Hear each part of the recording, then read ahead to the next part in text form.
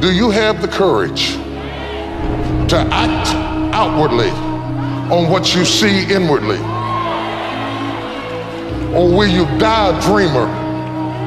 Will you die on the verge and on the edge and in the land of coulda, woulda, and shoulda?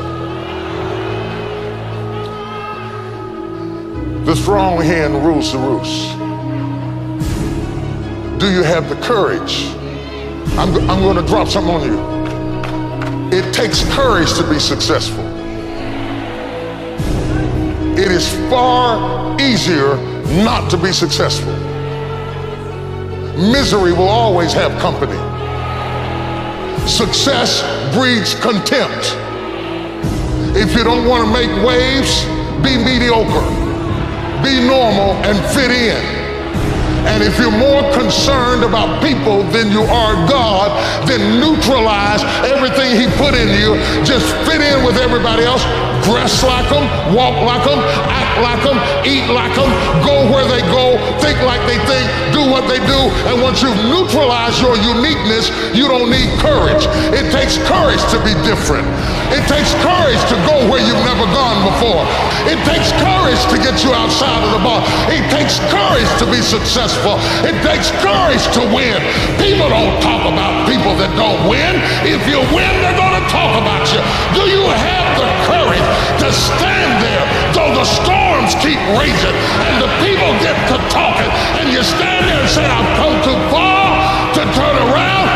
Touch your girlfriend and say, do you have the courage? It takes courage to be exceptional. It takes courage to be wise. It takes courage to be rich. It takes courage to be educated. It takes courage to be knowledgeable. Because the moment you do, but you don't talk like you forgot where you came from. Look at you, it takes courage. And I'm just wondering, in this weak, watered down, mediocre society that we live in today, in this reality TV world we live in today, I'm wondering if there's anybody left that's got the courage to say, after all I've been through, and all my ancestors have been through, and all my parents have been through, I didn't come through all of that just to fit in with normalcy. I have the courage to go after my dream. To be anxious is to have anxiety about something that hadn't even happened yet. Some of you are so worried by the threat of trouble. You're not in trouble, it's just that trouble has threatened you. And the threat of what might happen, what could happen, is wearing you down. Half of the things that you thought were going to happen never did happen. But if you allow those thoughts to dwell in your mind, it will succeed at robbing you of your peace, robbing you of your joy, robbing you of your life, just because you thought yourself into a nervous breakdown.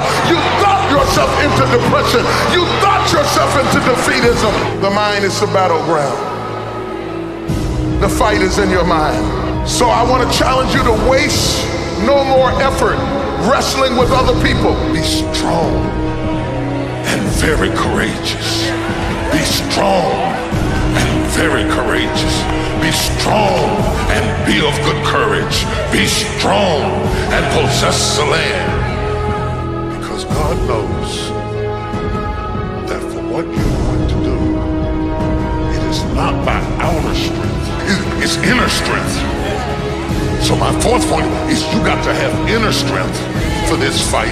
It's not your outer strength. It's not by might, nor by power, but by my spirit, saith the Lord. So you got to have that gut strength, that belly strength, that devil-defying come hell or high water strength, that roll me out in front of them and I'll preach from a chair strength, that tenacity to take a licking and keep on ticking, that inner strength that when I can't do as I would, I'm going to do as I can, but I'm not going to stop doing. Look at you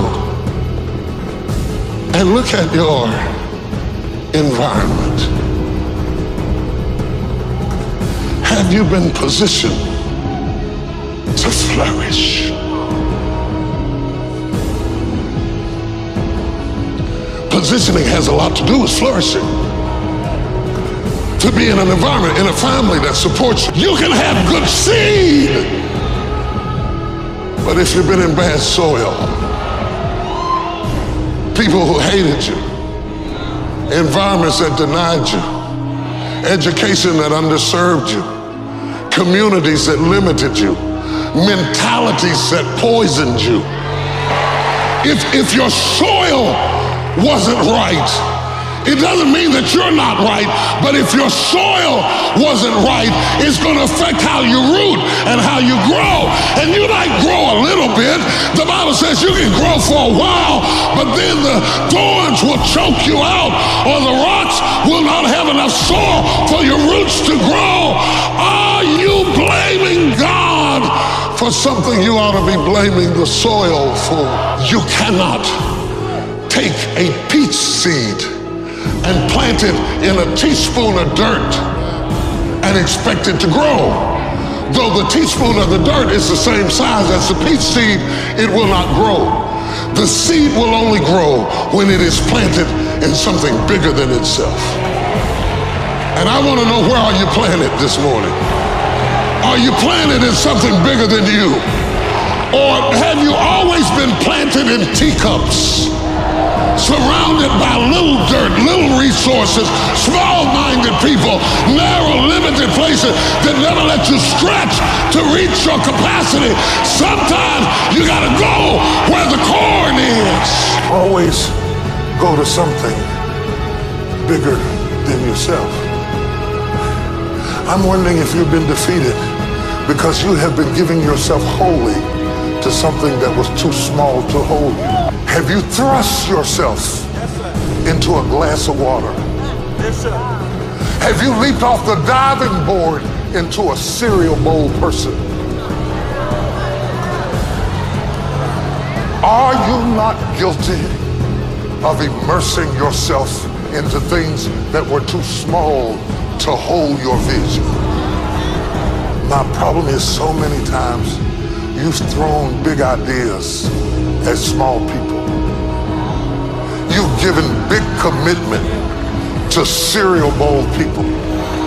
And you're trying to get your sight back from a source that's too small to support what you're willing to put in. Is your investment bigger than the bank?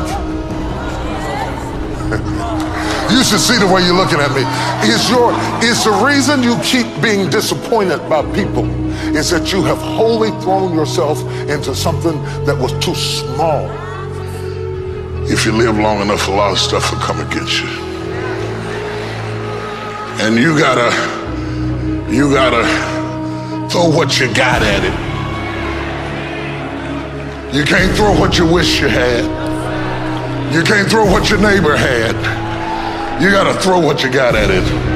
That's what separates the men from the boys, because you gotta throw what you got at it. If you don't tell me that you want something if you're not willing to throw what you got at it. Life demands that you pick up the pace. If you don't pick up the pace, you're gonna be left behind. I'm amazed at the people that lack the flexibility to pick up the pace. One of the most amazing things about the disaster at Malaysia is that when it happened, everybody had to pick up the pace. All the news media had to pick up the pace. They were booking night flights and flying over here and flying over there. Somebody had to work overtime, won't be home for 3 days, typing in the middle of the night, research going on, because when something happens, everybody got to pick up the pace. That's why I can't deal with people who cannot pick up the pace. Don't be strolling when I got a 911 on you. I need people who can pick up the pace. The danger of low expectations. I would rather aim for the stars and not hit them than to not aim at all. I would rather go after it and not get it than not go after it at all. I'd rather try and fail than not try at all. I don't want to live with the idea, wonder what would have happened had I done more with my life.